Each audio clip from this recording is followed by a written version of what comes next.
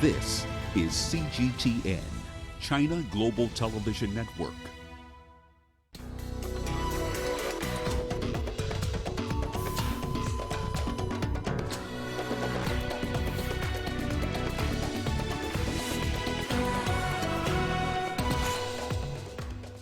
A one-year-old girl and her mother die of Ebola in DRC's Goma city as authorities monitor those who made contact with them.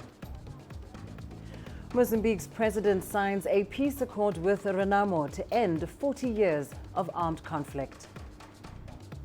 And trade tensions rise again as U.S. President Donald Trump announces 10% tariffs on $300 billion worth of Chinese imports. Hello and a very warm welcome to Africa Live on CGTN. I'm Lindy Mtongana in Nairobi. Also coming up this hour. In business, Zimbabwe's finance minister Mtuli presents the country's midterm budget. And in sports, Africa's most expensive transfer signing, Pepe, speaks on his Arsenal move.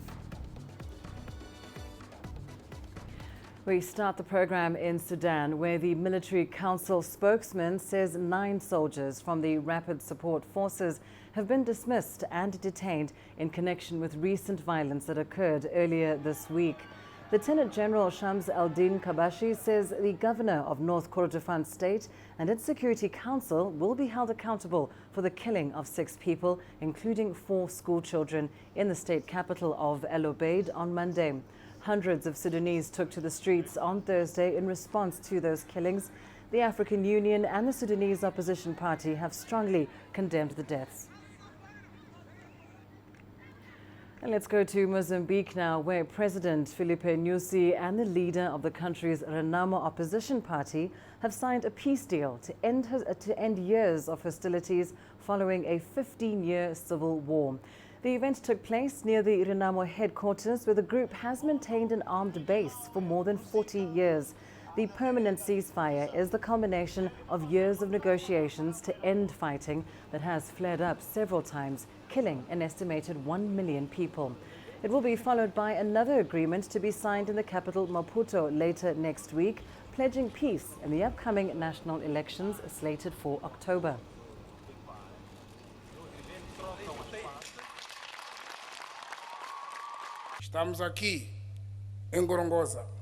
We are here in Gorongosa to tell all Mozambicans and the whole world that we've just given another step, showing that the march towards effective peace is really irreversible, that the uncertainty in this place, the hope and the future of Mozambique is promising, that from now on, the hostilities among members of the same family are a thing of the past. The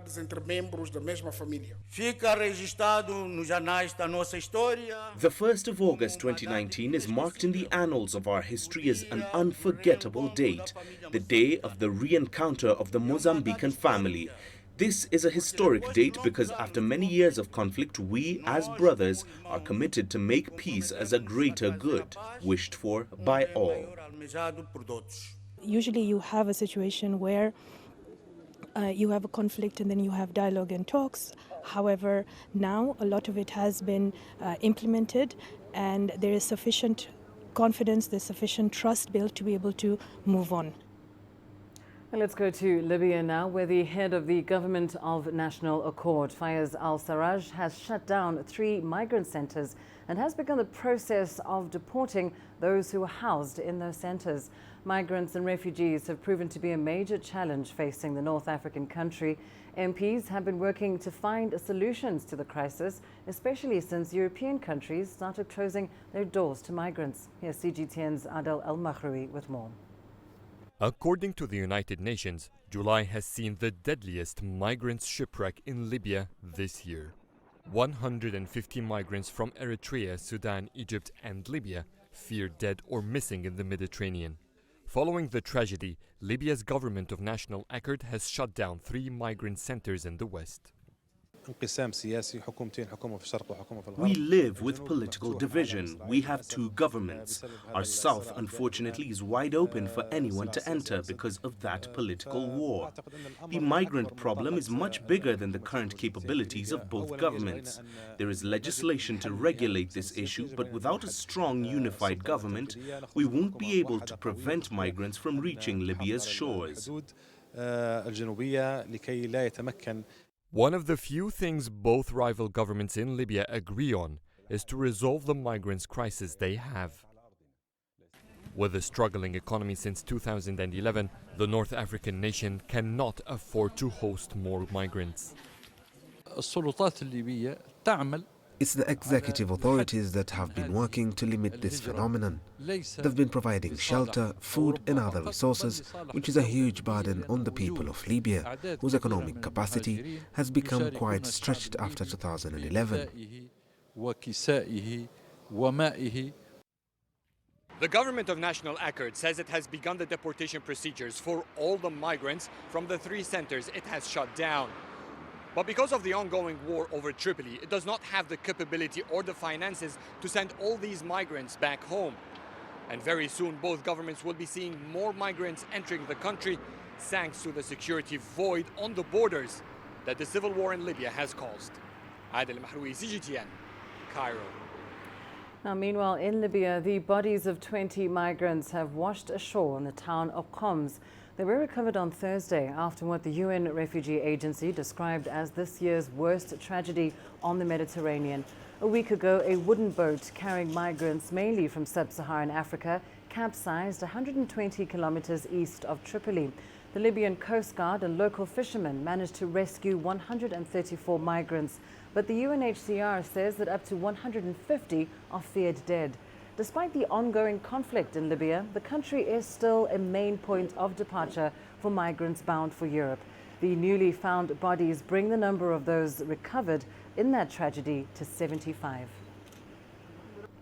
We recovered 20 bodies today. Previously, we had recovered 8. The search is still ongoing for the rest. Well, still on tragedies in the Mediterranean, regional authorities in the coastal city of Zarzis in Tunisia have categorically denied the use of mass graves for the burial of victims of a recent shipwreck. Over 60 undocumented migrants drowned when their boat sank off Zarzis, but the city lacks the logistical means to adequately handle this challenge. CGTN's Adnan Chouachi reports. The mayor of Zarzis has called on all coastal cities to assume their responsibilities in addressing the issue of the burial of the shipwrecked migrants. The city of Zarzis, which buried 74 bodies in a few days, must not bear the burden alone. The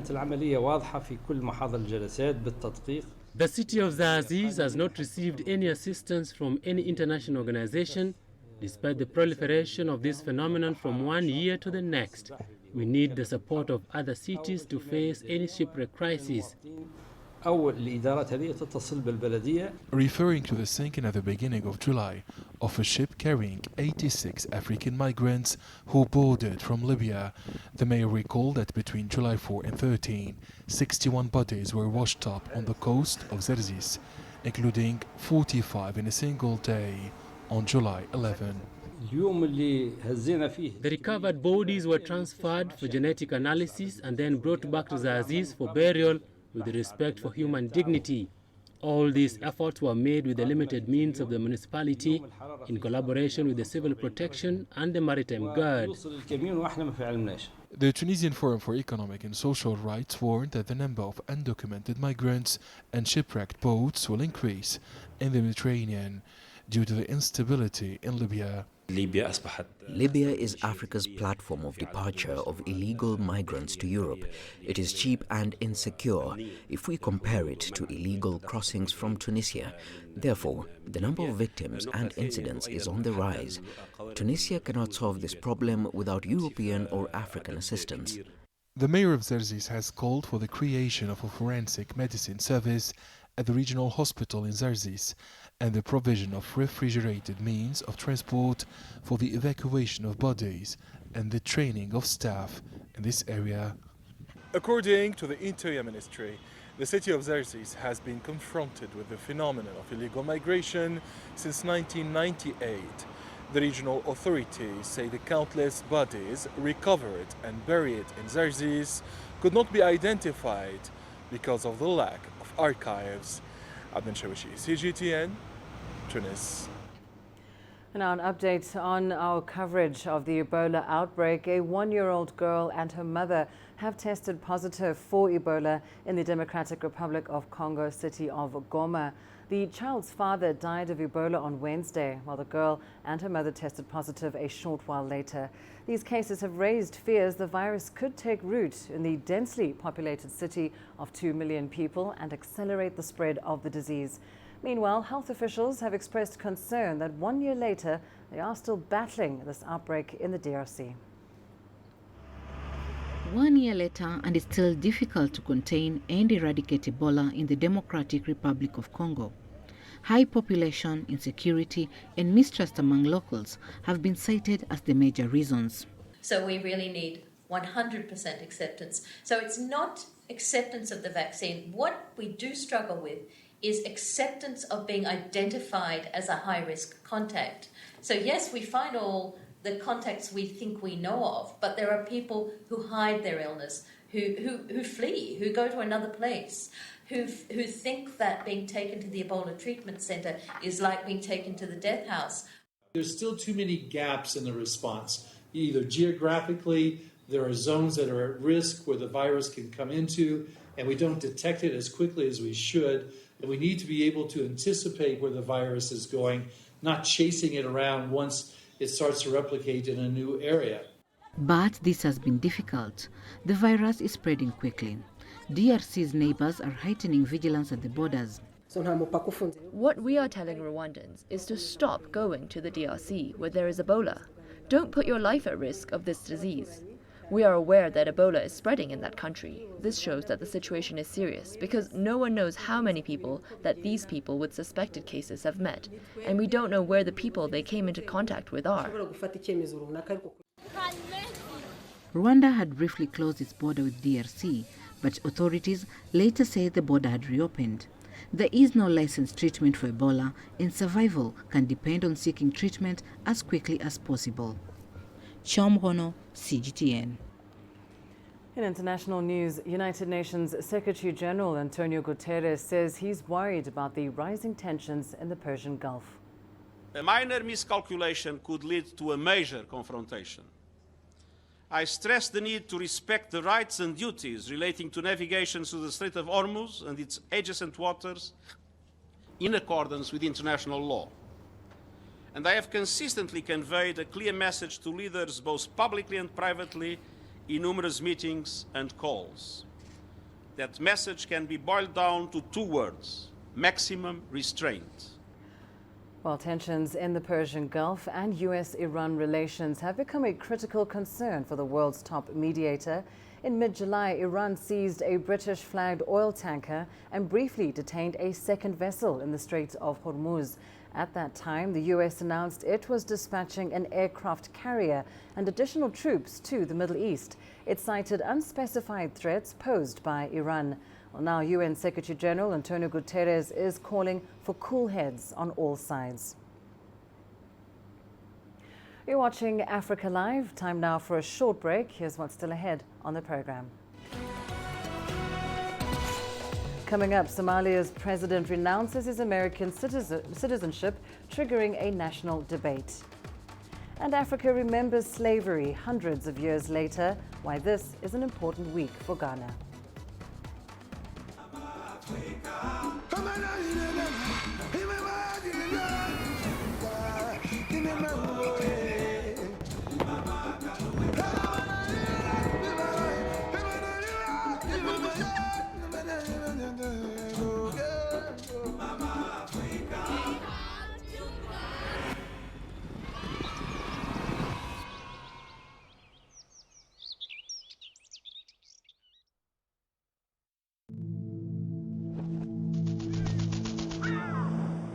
How will your world change today? What happens here? what happens there, or what you make happen for yourself. If it matters to you, it matters to us too. Your stories are the stories that need to be told. Africa Live. Find your voice.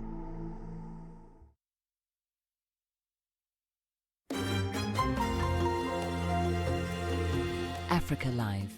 Find your voice.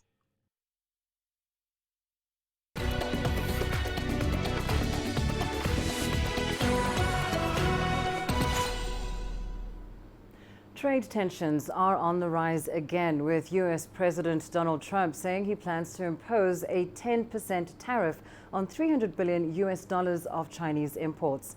The US leader says the new measures will come into effect on September 1st. This comes after representatives from both sides concluded trade talks in Shanghai on Wednesday. Our correspondent, Owen Fairclough, has the latest from Washington.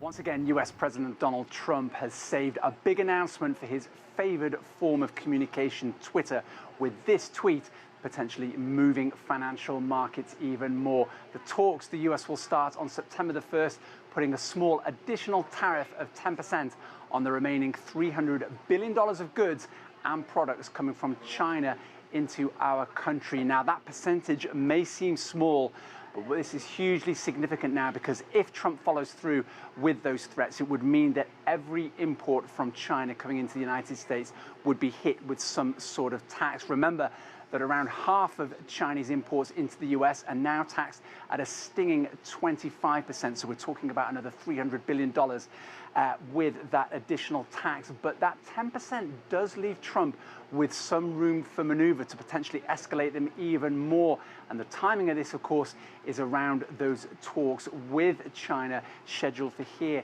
in the United States for some time in September. Earlier this week, talks between these two sides led nowhere once again, with the US pressuring China once again to stop what it calls unfair trade practices that it thinks both harm the US economy and US companies. And Trump additionally is accusing China of backsliding on commitments it made to buy more agricultural products such as crops from the US, as well as stopping the flood of the synthetic opioid fentanyl from coming into the United States. But here's where the picture becomes complicated. The Chinese, while not commenting specifically on Trump's latest tweets, have said that these charges leveled by the United States are unfair.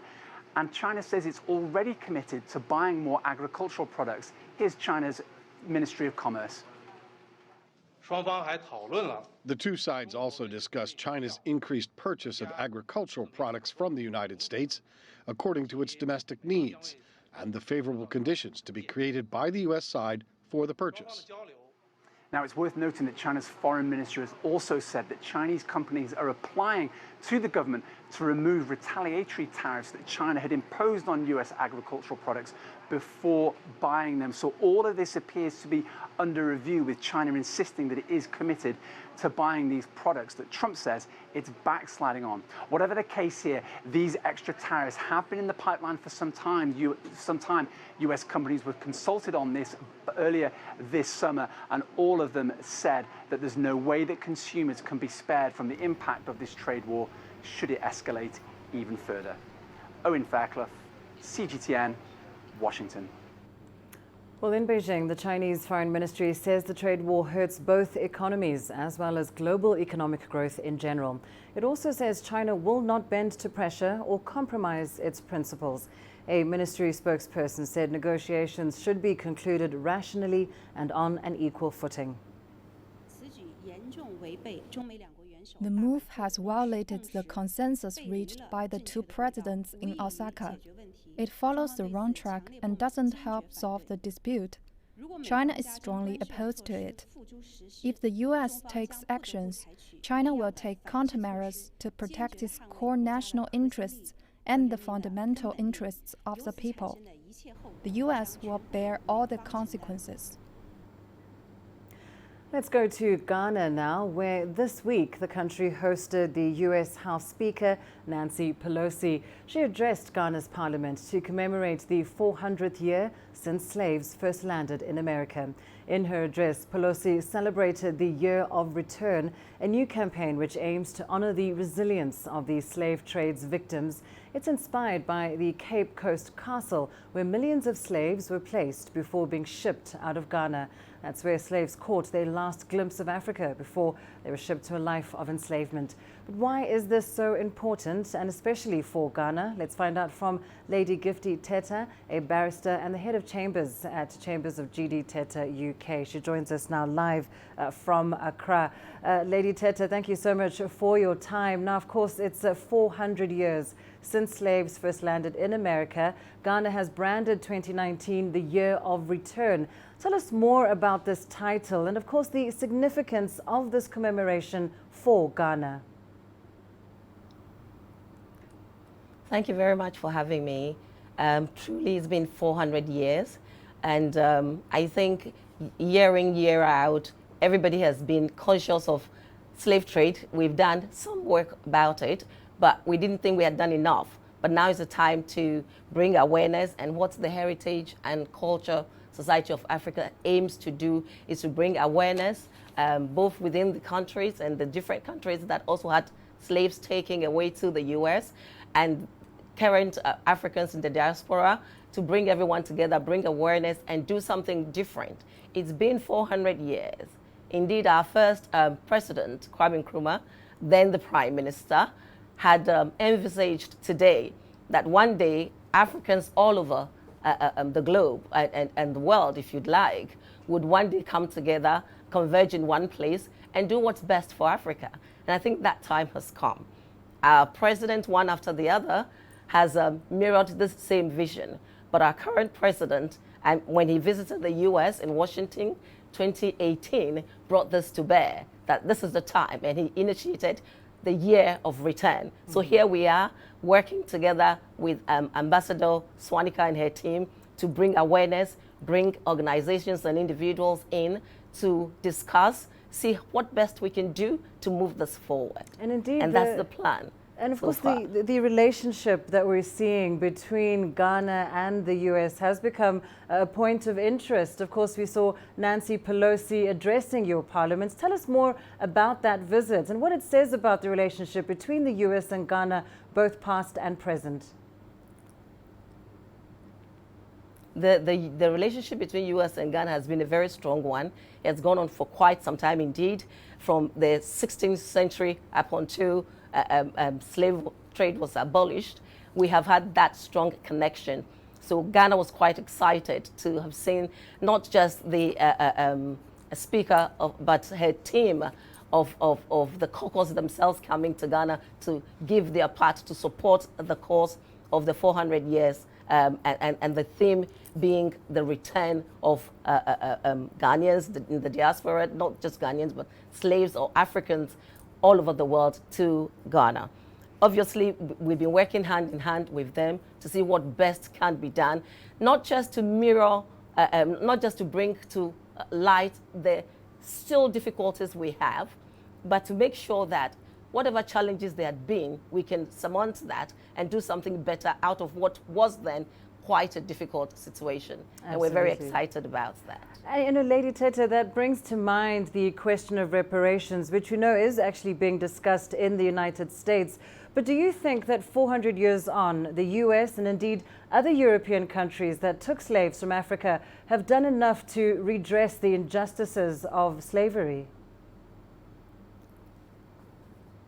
Now, that's a very good question. Some work has been done, but consensus would have it, and if you ask anybody else, there is still a lot to be done. Slavery goes beyond when people were literally taking on the ship to the United States of America.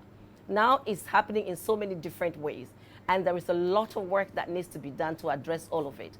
Some work has been done. It would be unfair to say not much has been done, but some work has been done. But we look forward to do more than what is being done. We have to look at slavery across board. These days, we're not having ships docking in ports and yards anymore, but we're having individuals under slavery in so many different ways, and that's what needs to be looked at. And I think the US has done good, actually, when in 2017 in Congress they set up the History Commission Act. That's a very, very good starting point to look forward to what can be done to bring to an end the modern day slavery as we have known it. Lady Tete, thank you so much for your input on this topic, joining us there live from Accra, Ghana. Now, let's turn our attention to Somalia. The country's leader has renounced his U.S. citizenship 2 years since taking over office. President Mohamed Abdullahi Farmajo says the move was voluntary. CGTN's Abdulaziz Billo now reports from Mogadishu on why this latest move has ignited fresh debate in the Horn of Africa nation. Somali President Mohamed Abdullahi Farmajo says he has relinquished his American citizenship after the completion of all required legal and immigration processes. Since taking power 2 years ago, skeptics have challenged the president to renounce his U.S. citizenship. The 57-year-old, serving as the 9th president of Somalia, first relocated to the United States as a government official in 1985. 6 years later, Farmajo will seek political asylum following the collapse of the central government in 1991. The decision to renounce the citizenship by the president was a voluntary one. There was no pressure from any side. The Constitution of Somalia allows every citizen to have multiple nationalities that can be renounced at any given time. There is also no provision barring office holders from having multiple nationalities. It's up to the legislators to come up with such laws. In the streets of the capital, locals have welcomed the move and are calling on other public office holders to emulate the president's move. I welcome the move by the president to renounce his other citizenship. It's a good move. This move will boost trust among the public. In the past, a debate shrouded the president's loyalty to emulate the president and renounce their other citizenships. The country's provisional constitution allows for dual citizenship. The current Prime Minister Hassan Ali Khaire holds a dual citizenship of Somalia and Norway. Members of his cabinet, as well as several diplomats and other high-ranking government officials, also have multiple nationalities. Decades of conflict in Somalia has forced the country's elites to flee and seek asylum in Western countries. But a semblance of governance and increased security has attracted many to return and take up leading roles both in the government and private sector. A high number of lawmakers also have different nationalities. The latest move by the president has caused fresh debate in the country on whether or not a new law barring office holders from holding different nationalities should be established. In less than 2 years, Somalia will hold its general elections. The current president, Mohamed Abdullahi Farmajo, is yet to announce his intention to run again for the country's top job, prompting opposition lawmakers to question whether the president renounces citizenship as part of a broader campaign strategy for 2021. Abdulaziz Billo, CGTN, Mogadishu, Somalia. Let's take a short break now. Your business news up next. Coming up, Zimbabwe's Finance Minister Mtongana presents the country's midterm budget. And Tunisia hosts a national forum on the African Continental Free Trade Area. There's more to this place than just glorious landscapes. There's more to it than just, say, Table Mountain or glorious, endless salt flats. There's more to it than countries that are home to some of the deepest mines in the world. There is so much more to this place, even if it is home to some of the finest diamonds on the planet. It is the sheer diversity of the people who call Southern Africa home and the relentless drive to make it a better place that make it so special.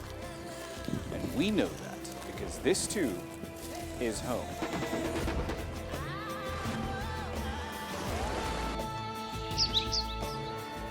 No one knows Southern Africa like we do. CGTN. See the difference.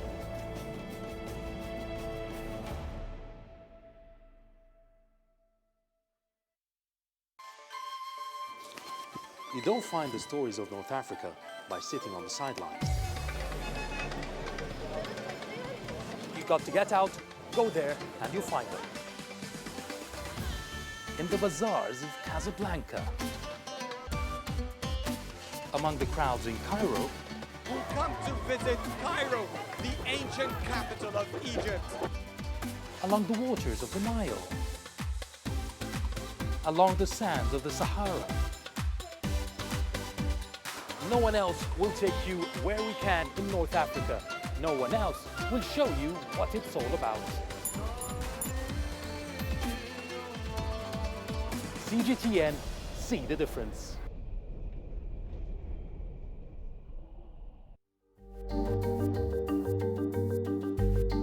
Africa Live. Find your voice.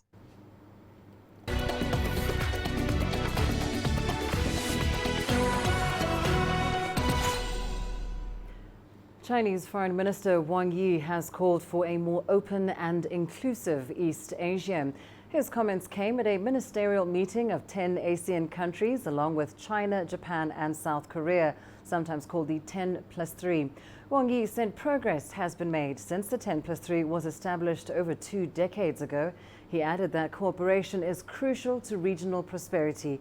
China's top diplomat also said all sides should work together to improve openness, connection, financial stability, innovation and sustainability.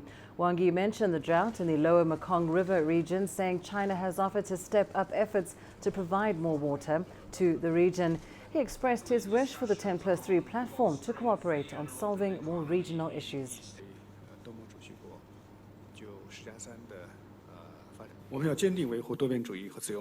We should resolutely protect multilateralism and free trade, making the 10+3 a banner leading regional economic integration. We should have more exchanges and cooperation, making 10+3 a platform to promote culture, harmony and coexistence. Well, while attending the summit's foreign ministers' meeting, Wang also stressed the importance of joint efforts and dialogue in dealing with major international issues. Talking about the denuclearization of the Korean peninsula, Wang said plans are still on track. He said China hopes all parties can find effective ways of completing denuclearization as well as securing peace on the peninsula. Now, the China Conquer Group has held a brand launch conference to unveil a joint venture with Egyptian local electrical appliance company HOHO. The move aims to strengthen its alliance and promote its expansion into the African market. The initial goal of the joint venture is to achieve annual sales of more than 600,000 color TV sets in Egypt, Africa and the Middle East within 3 years. At present, the joint venture has more than 50% of the localized production capacity of the main products, and the future goal is to become a production base for the Middle East, Africa and even the European and American markets. And let's go to Zimbabwe now, where the economy is expected to contract this year due to a drought and severe power cuts. That's according to the country's finance minister, who presented his midterm fiscal policy review to Parliament. Mtongana told lawmakers the Southern African economy will repeal its indigenization and economic empowerment legislation dealing with the ownership of foreign-controlled firms. Instead, the government will replace it with a new empowerment law. Foreign investors in the country will also be allowed to take majority stakes in the platinum and diamond sectors. While staying in Zimbabwe, the country's worsening electricity shortages have effectively turned night into day for many businesses and families. Most of the work is now happening after dark, when lights are restored for a few hours. It's just after 9 p.m. and Zimbabwe's capital, Harare, is just roaring into life. Rolling power blackouts have meant that most economic activity must wait for power to be restored after a day-long outage. It is a very tough time indeed, because we're having to only operate during the night where there's availability of power. Our factory here consumes a lot of electricity, and with the challenges that the country is facing at the current moment of lack of electricity and some serious load shedding, long hours, we are forced to do our production in the evenings. Before the power cuts, the plant produced about 20,000 bags of wall plaster a month. Now production has dropped to below 7,000 bags.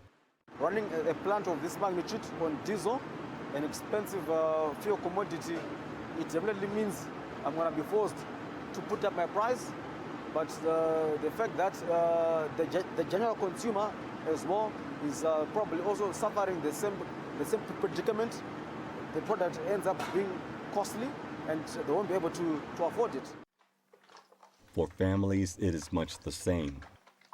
Cynthia Chabuino, a mother of 4 young children, must squeeze in a lot of her household chores within the few hours of light. This is a huge strain. Power comes late in the night when I'm supposed to be sleeping and resting, but I have to wake up and do household chores like fetching water and ironing. It's unbearable. Because of these power outages, we have since changed our way of life. For example, we basically need water. For us to get this water, I perform a daily routine whereby the moment that we receive the electricity back, they say at 11 p.m. At 11 p.m., the moment we receive that electricity back, I have to rush and open for these people so that they are able to access water. The nights have now become our daytime because that's when we are awake and doing things that we previously did during the day. The southern African country is producing just half of its 1,700 megawatt peak demand as a result of a prolonged drought that has reduced output at its largest hydroelectric plant. Aging coal-fired generators also keep breaking down, according to state-owned power utilities Zesa Holdings. The company has imposed rolling blackouts that last up to 18 hours a day, crippling factories and mines and compounding the country's worst economic crisis in a decade. Brian Toussaint, CGTN. Tunisia has hosted a national forum on the African Continental Free Trade Area. The official launch of this agreement was announced on July 7th at a summit of heads of state and government held in Niamey, Niger. CGTN's Adnan Chouachi has more. The Minister of Commerce in Tunisia declared that the ratification process has already started for the African Continental Free Trade Area, following the entry into force of the agreement on AfCFTA. Tunisia aims to initiate the implementation of an AfCFTA strategy to ensure its smooth implementation. The agreement on the establishment of the AfCFTA was signed by 44 member countries, including Tunisia. This is a lengthy process as the technical work is still underway, particularly in relation to the setting of product lists, the finalization of negotiations on the rules of origin of goods, and the development of the regulatory cooperation framework. AfCFTA will boost intra-African trade, which will increase by more than 50%. The agreement will eliminate import duties. Intra-African trade is estimated at only 16% of continental trade. It is far from the 50% trade in Asia and the 70% in Europe. The exchange is still very low between African countries, including neighbors. Experts specify that Tunisia has set a number of trade-related sectors, mainly agriculture and pharmaceuticals. Opening Africa's borders, boosting trade, and using our full potential will revive the economies. Tunisia is on its way to industrialization in pharmaceutical products and other sectors. Tunisian businessmen are already present on the African market. Economists maintain that Tunisia should take a set of measures deemed essential to ensure a successful African integration, notably develop the logistics infrastructure, especially transport in all its modes, ease the financial system, and facilitate the mobility of businessmen. The African Continental Free Trade Area is made up of 1.2 billion people. It will be the largest free trade zone in the world since the creation of the World Trade Organization. It represents a $2.5 billion in total gross domestic product. Adnan Chouachi, CGTN, Tunis. Well, that is where we leave your business news, but here's what's still ahead on the program. Coming up, Ivorians perform a cleansing ritual in a river where their ancestors were shackled into slavery.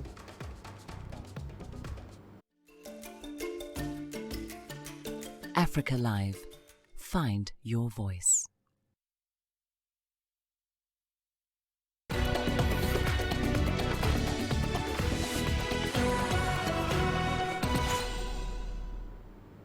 An HIV-positive model in Uganda is helping to raise awareness about the stigma associated with the virus.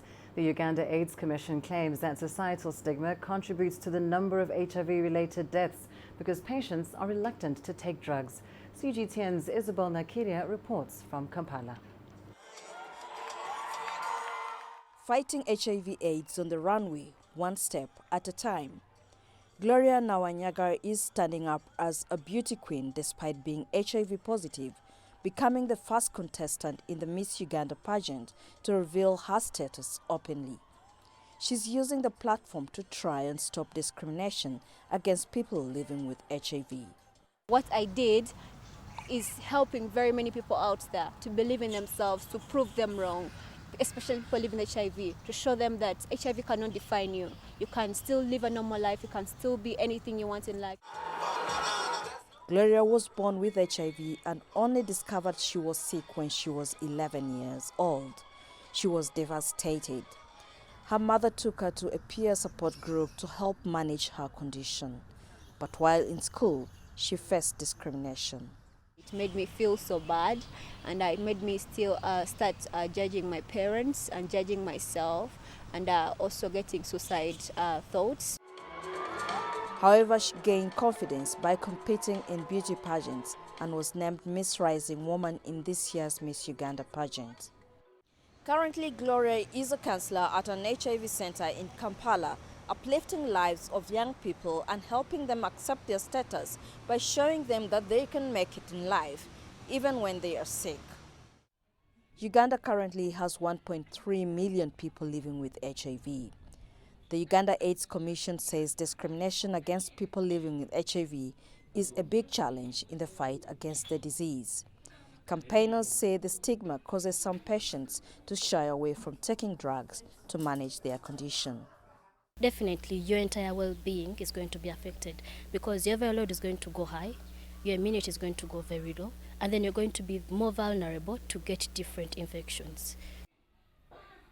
Uganda is trying to get all people living with HIV on medication to help suppress the viral load.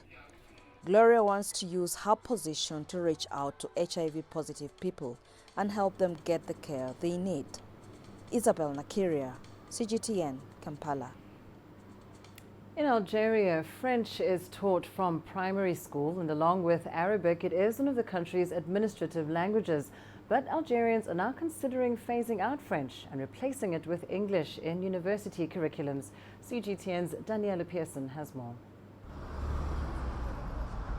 The Royal School in Algeria is one of the country's private learning institutions.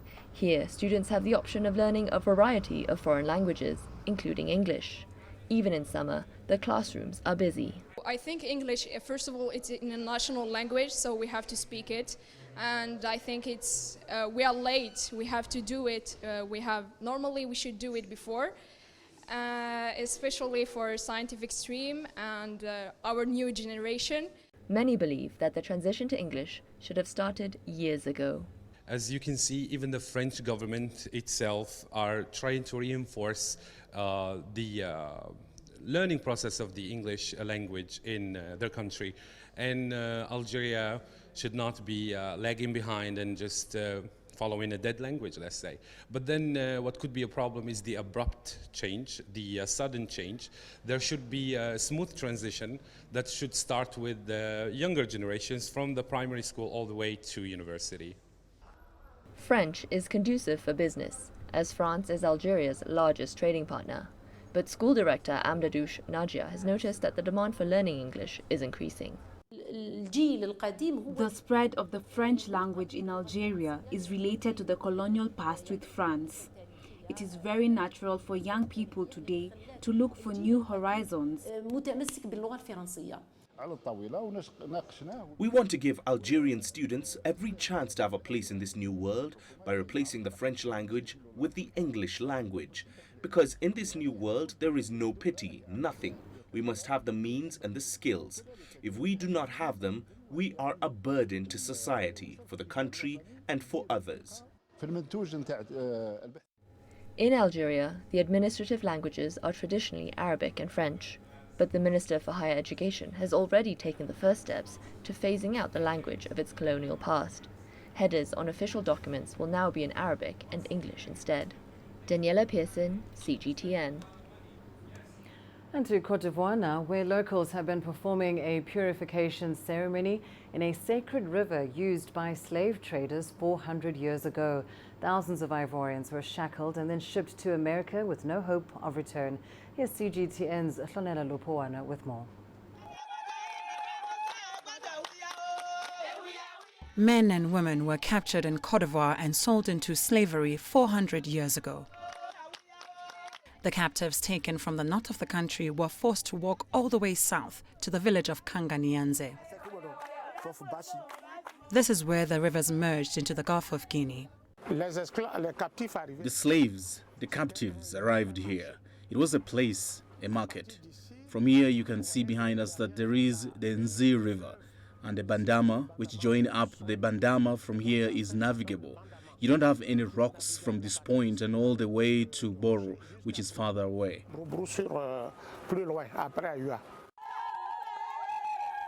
The captured men and women would take their final bath in the sacred river Bordeaux before the ships journeyed into America. Today, purification rituals are still performed in the river. This is done to remember the tens of thousands of people uprooted from this West African nation and forced into slavery. Back then, it was known as the last bath on home soil, and it was carried out by a grand priest. The slaves were brought from the north to the south, let's say to the center towards this site. By the time they got here, they had crossed several rivers without stopping. But once here, the water stopped them. This is a way of saying that Africans cannot be mistreated before this water. They must be unshackled, washed, so that they may find themselves again.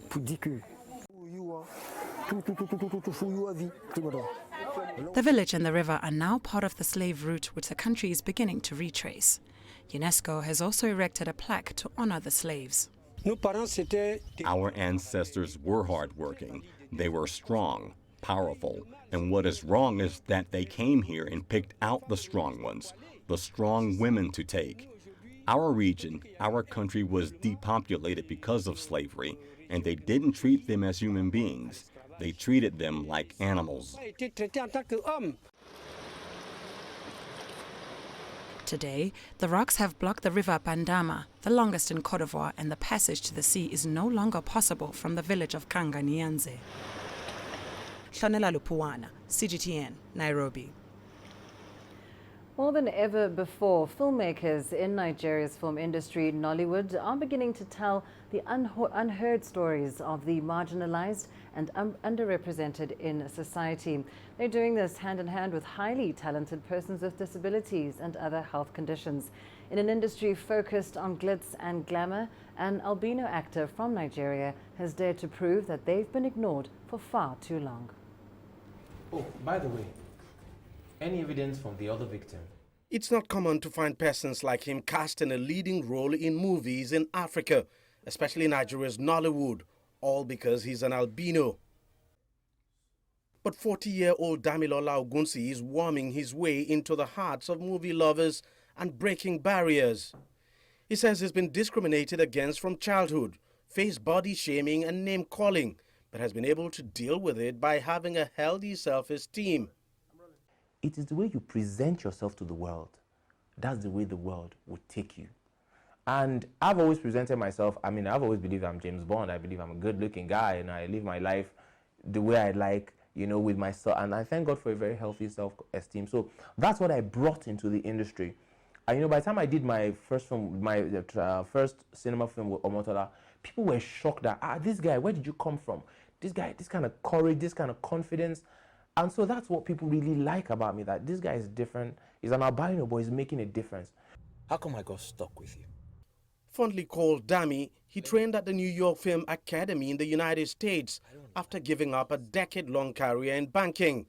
Since the completion of his training, he's been a regular feature in some top-rated Nigerian movies. One of the country's top movie producers who has worked with him recalls Damilola's first audition for his film. I saw this smart-looking albino guy, well-dressed, you know, suit everything, well-dressed, walked in to take his own auditions.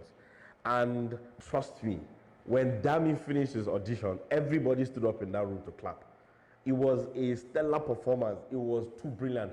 Like, for a moment, we all looked beyond his albinism. Like, everybody, for that moment, nobody saw an albino. We just saw an excellent actor. Hi. My name is Keshi. Detective Stephen Keshi. Despite the general discrimination against albinos like Dami, some of his colleagues in the movie industry see things differently, and that his condition rather stands him out from the crowd.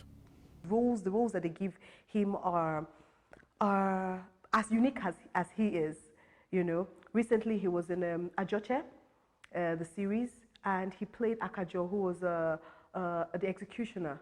And that role was just perfectly played. Dami nailed it. I don't think anyone else would have nailed that role as he did, being, you know, the albino that he is, and that has played in his favor. So being who he is has actually, you know, really helped him. You know, his color, you know, being the goldfish has actually helped him. Dami has featured in 21 movies in the past 5 years. Going forward, he says he plans to diversify into movie production and own a media company. In the next 3 years, I'm learning how to produce and direct and produce my films. Direct them and produce them. That's what I'm going to learn for the next 3 years. I want to learn everything about the movie industry, about the entertainment industry. I'm spending time to go into the depths of this industry. But while I'm doing that, I'm going to concentrate on being one of the best actors from Africa, not Nigeria, Africa. So I'm looking at having competition from all over Africa. Anybody who's ready to compete, I'm fine. Damilola is no doubt a man on a mission. He appears to know what he wants and how to go about getting it.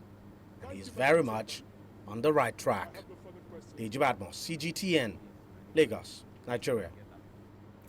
And coming up in your sports news, up next. Africa's most